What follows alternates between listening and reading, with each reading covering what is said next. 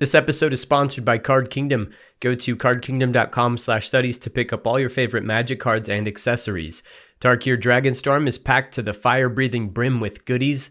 Maybe something here calls to you like Sarkhan the Ghost Flame. Thanks, Card Kingdom, for the support.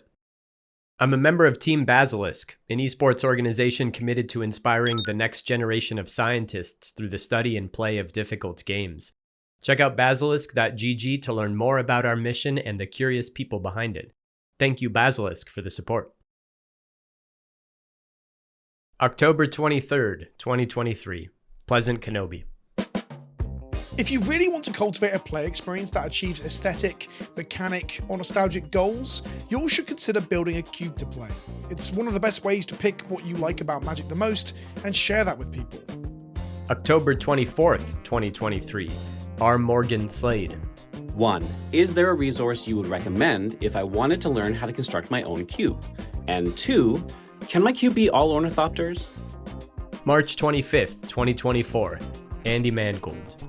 I was in a mood this day, Anthony. When I read this tweet, I desperately wanted to prove to this person that this thing, which I assume was mentioned as a joke, I wanted to express that not only can you do that as a joke, haha, isn't that funny, you could also make a really interesting cube from the restriction of, quote, all Ornithopters. 2 days later, I posted a list that I had put together, the first draft of a cube I'm calling 100 Ornithopters. What began as a throwaway response to a semi-ironic tweet has grown into a passion project and hobby horse for Andy Mangold. This unorthodox box of cards has been the centerpiece of live streams and featured drafts and podcasts and articles. It has garnished its own reputation, deservedly so, because it adds yet another wrinkle to the complex of play. It changes how we think about Magic, and it showcases all too well what it means to commit to the bit. This is the story of the cube, made of 100 Ornithopters.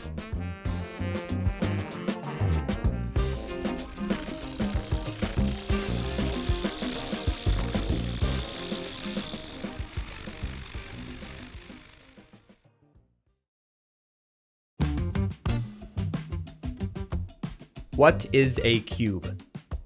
In Melissa DeTora's words, a cube is a large collection of often powerful cards used for drafting and playing limited. According to Mark Rosewater, the name comes from the shape of the box that contains the first cube ever made. Parker Lemaskis traces the concept back to roughly the year 2000, when a confluence of people were circling around the idea in various parts of the Magic playing world. The French were tinkering with a big box of cards that could be drafted over and over again. They called it Wagic. In Toronto, Brett Allen wrote the first cube guide and hosted it on his website, snazorama.com. Scrolling through the visual primer elicits the same warm fuzzies that enthusiasts feel when panning through the first pack of a draft. Many of Allen's cards have been signed and dated by artists over the years, a reminder that cube curation is often an aesthetic pursuit as much as a mechanical one. Despite the difficulties of formally tracing the exact origins, David Rood, another Toronto local, claimed in 2020 that it was Pro Tour Atlanta winner Gab Sang who invented the format. To Gab, we owe infinite gratitude. Many consider cube to be the greatest form of playing, collecting, and enjoying Magic, myself included. You draft a cube the same way you would draft a normal Magic set. The difference is that a cube provides a fully customized experience in line with the vision of its creator. My Synergy Cube, for example, features a bunch of my favorite cards from recent limited sets and asks players to combine them in techie ways to win games. The guiding ethos is, my deck is greater than the sum of its parts. Magic Online supports maybe the most high-profile cube in the community. The Vintage Cube is classified as a powered cube, a staple subgenre of the scene. Like the name suggests, you'll find the Power 9 here, as well as other heavy hitters from Magic's deepest card pool. In that same vein, there are Legacy Cubes, Modern Cubes, Pauper Cubes, and even Commander Cubes, in which you draft a miniature EDH deck together with a legendary creature to lead it. Cubes of this ilk are often jam-packed with high-profile cards and archetypes that entice players into recreating famous Magic game states. Nothing like casting Splinter Twin on Pestermite, or hitting Big Grizz with Oath of Druids. These cubes are the quintessentials, the ones you imagine when someone brings up the format in conversation. However, when the tried and true approaches to cube design are subverted in favor of new conceits, that is when innovation can emerge. Consider Neil's Micro Cube. In this Micro Cube, players draft 20 cards, 2 packs of 10, and decks are exactly 15 cards. What happens when half your deck is in your opening hand and you can't lose from milling out? Godpharaoh's Gift seems good, but how do you get to 7 mana to cast it? Is it worth it to run as many lands at the cost of a valuable spell? What about a Desert Cube, in which you only have access to the lands you draft? Basics are invaluable in this harsh environment, so navigate your caravan wisely. Judge Bones, aka Lucky Looter's List, leans fully into this punishing theme by featuring cards from the hostile worlds of Zendikar and Amonkhet. Or how about the Creatureless Cube designed by Beaks, a game for those who love to build engines and those who love to disrupt them. This list responds to the age-old question, what would Magic look like with no creatures on the battlefield? What if instead the question was, what would Magic look like with only Ornithopters on the battlefield? My name is Andy. I'm a web developer by day. I build websites for research programs at universities, doing like data visualization for various grants and stuff. And in my spare time, I play a lot of Magic, play a lot of Cube, and I have a Cube podcast with my best bud, Anthony. The podcast is called Lucky Paper Radio. Andy's Cube is a perfectly normal cube with one twist. The only creatures are 100 copies of the card Ornithopter. There are no creature tokens, there are no creature lands, and there are no ways to deal damage to your opponents that don't have something to do with the card Ornithopter. Andy jokingly built the cube in response to R. Morgan Slade's tweet, thought nothing more of it than a funny bit, and left it alone. A couple days later, I heard through the woodwork they were going to be drafting it on the CubeCon Discord, and I was like, oh boy, I hope that goes well, because I sure didn't really think that hard about it. It was mostly just a dumb joke. Following a single playtest, this dumb joke showed more potential than it seemed on the surface. Players were intrigued by the incongruity of the draft and the strange texture of the games themselves. They offered their initial impressions to Andy, and that was enough to set the wheels in motion. It's the natural thing for me to do. I have so many cube lists all the time going, and it's like, if you give me a card suggestion, of course I'm going to go put it in the maybe board on Cube Cobra, and then of course I'm going to be thinking about what card I might cut for it. Like, it's just the natural grain of how my brain works and why I think I've taken to cube design so much. From the outset, Andy dedicated a clean 100 slots of the 360 cards to the project's namesake.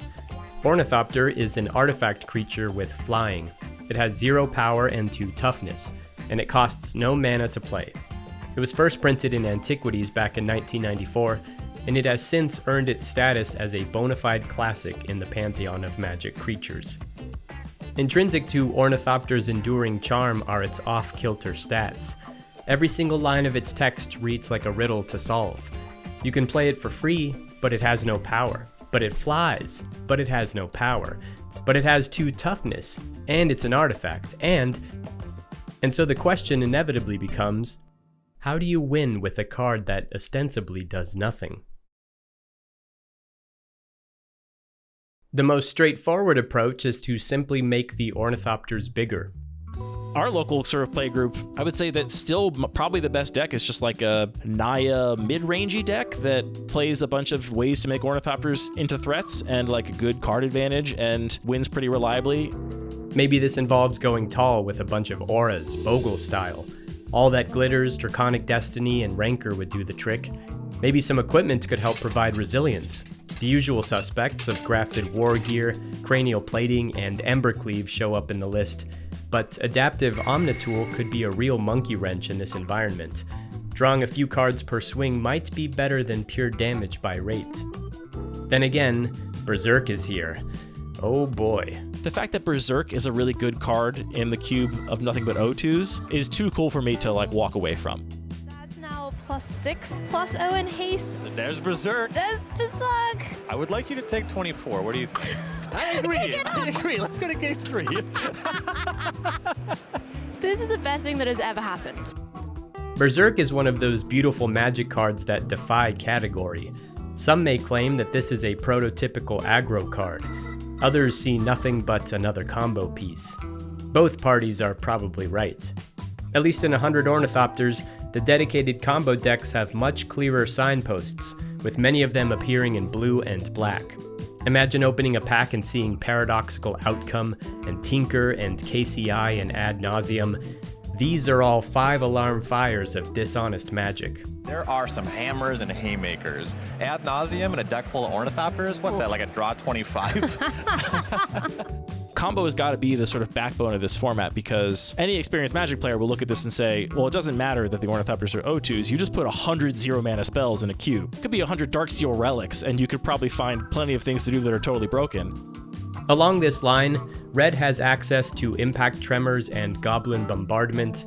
Green has some stellar Ornithopter-dependent card draw and mana ramp in Earthcraft and Glimpse of Nature. Second Sunrise is a real grown test for anyone who played against eggs, and Yawgmoth's Will always presents a bold question mark in the draft. How can I make this engine churn? As does Skullclamp, which Andy originally withheld from the cube entirely. During the CubeCon coverage, Ryan, Overturf, and Hayu were on coverage watching a player play with Skullclamp, and they were just like, Skullclamp? That card doesn't do anything in this cube. Like, what the heck? That doesn't make any sense. Everything's got too tough. It doesn't even work. Let's have a look at Marlon Lee's deck. This is the worst Skullclamp I've ever seen in my life. Yes, it is also the worst Skullclamp I've ever seen in my life. And that's actually what I first thought when I built the cube. Eventually, I was just so thirsty for more colorless card draw that I was like, I'm just gonna try Skullclamp. I've been through the Scryfall searches enough times, and it keeps popping up, and I'm like, all right, let's just see if it can work here. It's actually totally broken here too. I mean, shock of all shocks, the Skullclamp is broken. In normal cube, where you don't have this crazy context shift, the sort of fact that it can kill off a creature and to immediately draw 2 cards converts 1 mana into 2 cards. But then the cards you draw, you have to cast if you want to sort of keep that chain going. Here, you still have to pay that equip cost, and you need some other way to get rid of the creature, but in exchange, you can deploy every future creature you draw for free. As soon as you pair it with any of the altars, you just draw your whole deck, pretty much every time. Similar to evaluating potential cards to jam in Dandan, it's this clever shift in context that makes this cube shine. Suddenly, some otherwise innocuous cards are given new opportunity. Andy points out that Plum the Forbidden is one such overachiever that may go unnoticed in the draft. The same is true for Bow of Nylea, a card whose true potential is totally invisible to first-time players. Most people think the other modes of the card are the most important modes. When you first read it, you're like, oh, you can kill an Ornithopter, you can put counters in your own Ornithopters, like this card does everything, and they overlook the one which is what people were most upset about, which is you can tuck cards into your library. That's unheard of. You shouldn't be able to do that in the 100 Ornithopter cube. One of Andy's firmest stipulations for the cube is that every game must be decided by an Ornithopter. Cards with Storm, for example, are only allowed if they follow that golden rule. Both Krosan Adaptation and Tempest Technique make the cut. Grapeshot and Tendrils of Agony do not. The same goes for Aetherflux Reservoir, which lived in the main list for a few months but was dropped from contention to reinforce that requirement. To him, winning without Ornithopter undermines the reason for playing this cube at all, like showing up to a costume party dressed as yourself. However, Bow is the exception. It remains here because its other modes all interact cleanly with Ornithopter, and the mill strat still requires some highly creative problem solving to pull off. I mean, where else can you build a control deck with Bow of Nylea as the win condition? I hate to, throw a wrench in the Ornithopters, but Bow of Nylea may actually be a win condition that isn't an Ornithopter. I believe you can put cards from your graveyard into the bottom of your library. True. So you can just never deck. Yes. If I knew this and I had pack 1, pick 1 Bow of Nylea, I would do my best to just not draft a single Ornithopter. That would be so sick. Just like a control deck around Bow of Nylea, never deck out. While Bow and Berserk and Skullclamp may be contentious inclusions, none of them hold a candle to Echoing Boon. In 100 Ornithopters, this card is the nuts. It turns Twisted Image into a Village Rites plus murder on an opposing threat. Remember that you don't have to target your own stuff with the copied spell. Repeal bounces 2 Thopters and again draws 2 cards. Seems great when you can redeploy them for no mana and double dip on ETB triggers. Pump spells and combat tricks scale quickly too. Dirtling is cute, but smashing for a million gets straight to the point. It's still a controversial inclusion, maybe one of the most controversial inclusions, because it is obscenely powerful and nothing else can compete on that axis of just you get this every single game. The reason I've chosen to keep it in there is honestly just because it's cool. It's really, really cool. Echoing Ruin. Goodbye to the Ornithopters. Wait. Oh, you copy it? Whoa. So because he targeted his own, he now gets to choose a different target for the Echoing Ruin. If this gets the Masterwork and the Ornithopters, that is so sick. Oh my god.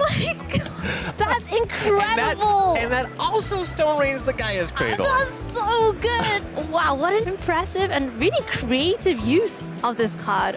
Andy Mangold will readily tell you that Conspiracy is the most powerful card in the cube, a power level outlier, and that's just talking about basic gameplay. What happened just there was filthy. That was disgusting. Was so gross. Oh, but Fang's Ornithopter, the biggest threat in the deck, and that's going to do it. Caleb Darwood goes down to Fraser Goldberg with an incredible deck with that Conspiracy doubling this.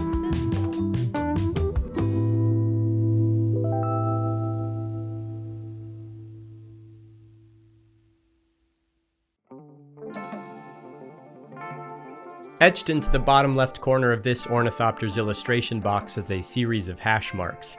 This is a sacred space, an area preserved to maintain a running tally. Every time a game ends, any one Ornithopter that was involved in that kill gets to get a tally mark of the controller's choice. That usually means that, okay, you sacrifice an Ornithopter to Goblin Bombardment, that one did the last damage, that one gets a tally mark. You attack with one big creature, it kills your opponent, that one obviously gets a tally mark. It also means if you attack all out with 6 Ornithopters, you get to choose which of them you're gonna, assign that sort of kill credit to and tally it up. Detail of the cube that I'm not satisfied with, just sort of pragmatically, is that it is so hard to remember to mark your winning Ornithopters. So many kills have gone unmarked just because players don't remember. Some Ornithopters are first-time assassins. Others are stone-cold killers. A few are still without victory credits entirely. Ornithopter 40, known better as Steelythopter, has a couple knockouts, while Ornithopter 44, aka Dark Mode, is pushing up against the limits of the remaining real estate. This one speaks directly to the second rule for Andy's cube, which involves the permission to alter. If you participate in a draft, the winner of a draft gets to take any one Ornithopter in their pool that has not previously been named and altered, and name and alter it however they would like for the rest of time. I love all the alters. I love the wide range of investment. The very first one, my buddy and podcast co-host Anthony won the very first ever paper draft of my copy of the cube and got to alter the first Ornithopter and was very overwhelmed and was just like, I don't know what to do. I don't know how this works. What am I supposed to do? And he haphazardly scrawled what is I think you should leave joke on Ornithopter 55, and it's barely legible. And he just kind of stuffed it back in his sleeve and was like, that's the best I could do. Since then, the sort of creative investment and artistry in the alters has just dramatically stepped up. The most recent draft Anthony won, he took an Ornithopter for a week and he used his laser cutter to etch some ink off in a particular geometric pattern, a whole artistic process because of this escalating sort of sense of importance of naming the Ornithopters. Ornithopter 42 shows off what is presumably a possum hang gliding. Written beneath its tail in English and Chinese reads Garbage Day. It's the flavor text, though, that really does it for me on this guy. Never fail. Ornithopter 64, the Red Baron, depicts an excellent render of Snoopy ripping through the skies, and Ornithopter 91 is a supremely cool ode to the bow deck in both name and doodle. This little arrow as a tally mark is such a killer touch. However, the most intricate alter to date remains Ornithopter 25. On the last day of CubeCon, I set up a side table and was just running drafts for people. I was like, if Eric Klug wants a seat, I'm going to give Eric Klug a seat in the Hunter Ornithopter cube. He was in a pod with Sam Black, Jarvis Yu, and a couple of other sharks. And I was like, well, if he wins this one, he's truly earned it. No one can say I stacked the pod so that Klug would win. He drafted this really sick ad nauseum combo deck, sacrifice combo deck. I watched all the matches with great attention, and yeah, he pulled out the win, completely earned. Ran over some really good players to do it. I was so grateful that he was so gracious. It's just such a testament to the fact that everybody's in this game for the right reasons at the end of the day. Eric Klug just wants to play cool Magic and was thought the cube was interesting and saw an opportunity to make a cool alter. It's just really cool that it's part of the cube's history to me. So the right to alter must be earned through victory, no matter your pedigree. I asked Andy what a winning deck list even looks like in a cube this weird. He returned to me a bunch of snapshots of decks that have gone 3-0 across the many drafts, each one presenting a puzzle to solve. How did this deck take down the table? Some lists have straightforward answers. This rug deck looks like it took a controlling stance with counterspells and chipped away with impact tremors. Hurkyl's Recall is awesome here, acting as both a safety valve and a role player in the combo. This mono black list looks stacked too, a sacrifice and recursion machine, complemented by Adnaz and Yogg's Will plus the Meathook Massacre to take care of damage. There's a Naya mid-range list that looks more or less honest, but Glimpse of Nature is just a busted magic card in a format like this. Here's a big something. Glimpse of Nature. Oh, that's why he was sandbagging those Ornithopters. They don't let you play this one in Modern.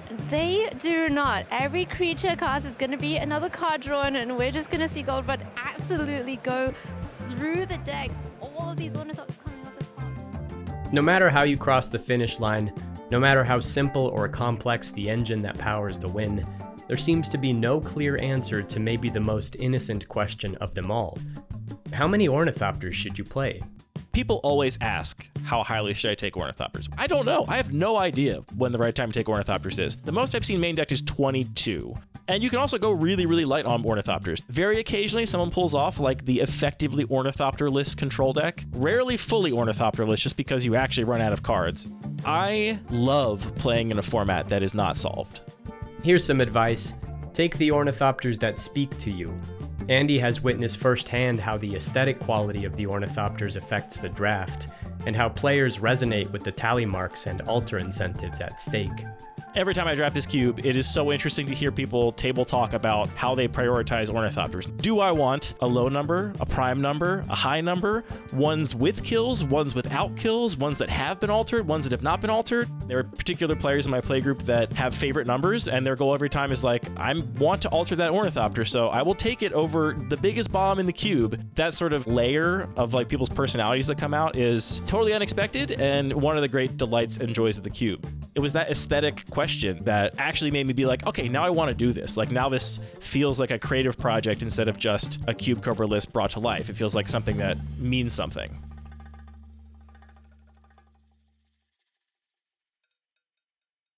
On March 27th, 2025, LSV fired up a Winston draft of 100 Ornithopters with his buddy Mac. Before the draft, they made a house rule adjustment to remove all the Thopters from the packs and treat them like basic lands, meaning they could add as many as they wanted to their decks afterwards. All right, I bought a bunch of Ornithopters. I need to see if this works. Let's go. This led to some stacked picks and an absolutely absurd combo deck piloted by Luis. Tap this, Earthcraft that. Why not? Diabolic Intent, sack Ornithopter, draw a card, trigger Remembrance. This is great. This is exactly as the Ornithopter cube was intended. Between drawing and searching up Ornithopters, LSV saw 27 cards through the winning turn.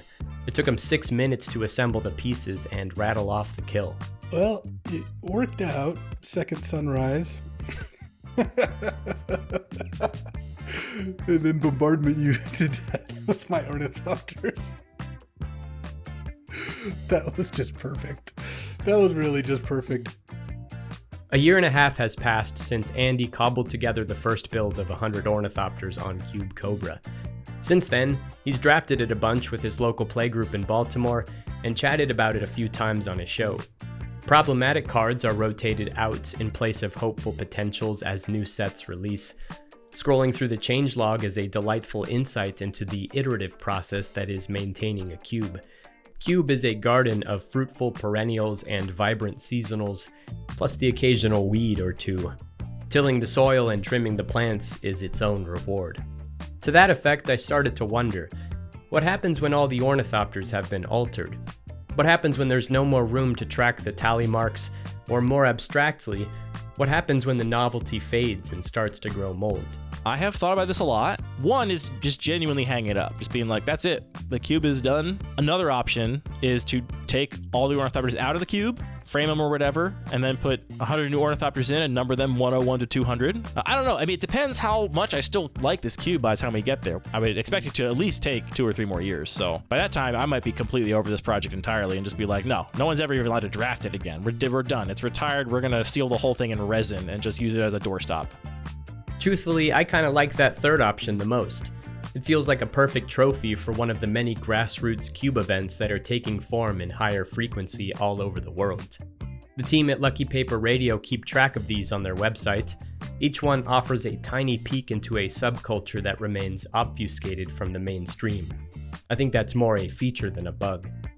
Once again, I believe Cube is the purest form of Magic, and it often attracts the purest form of community this game can offer. In Andy's words, Cube will outlive Magic. That's a credo I can endorse.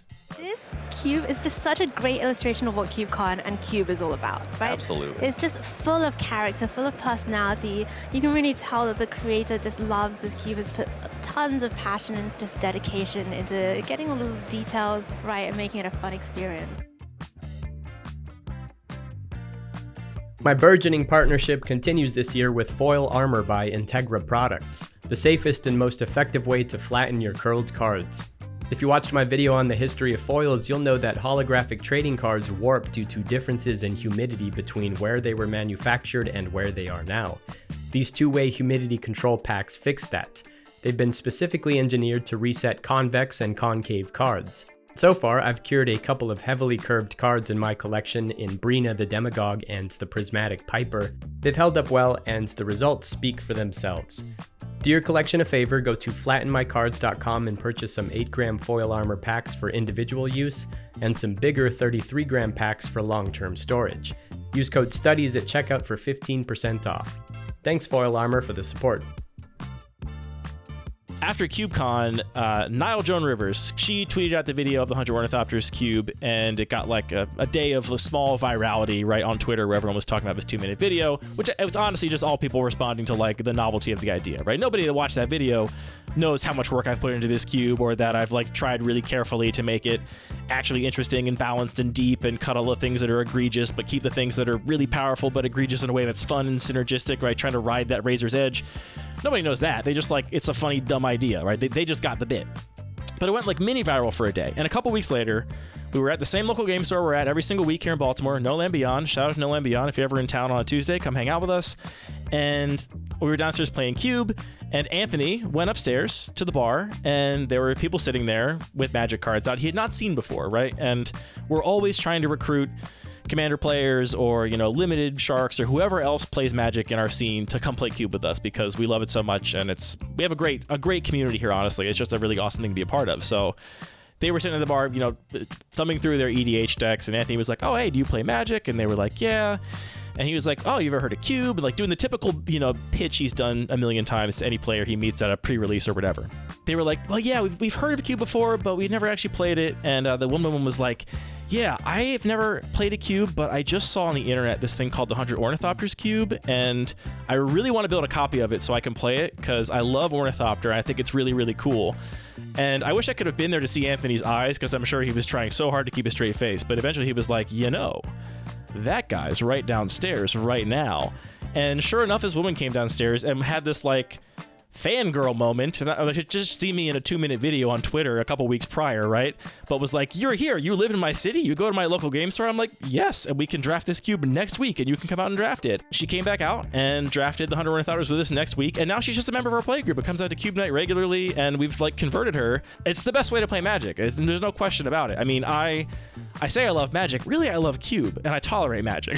Cube is great. It is so wonderful, and yeah, just having Danny, our local play group now, and the fact that was just because, like, if they had that conversation and Danny had not seen that video, there's no way she's coming to Cube Night. But this was like that in, right? This like dumb bit was an in for her, not just to drafting Cube for the first time, but for like playing with this group for the first time. And then, you know, like 2 months later, she was coming out on her birthday night to celebrate her birthday with us on Cube Night on Tuesday, and we brought her a cake. And it's like, I don't know, it's like that's what's so great about this game and so great about Cube. And to the degree that this can be that for anybody, I am just grateful and touched.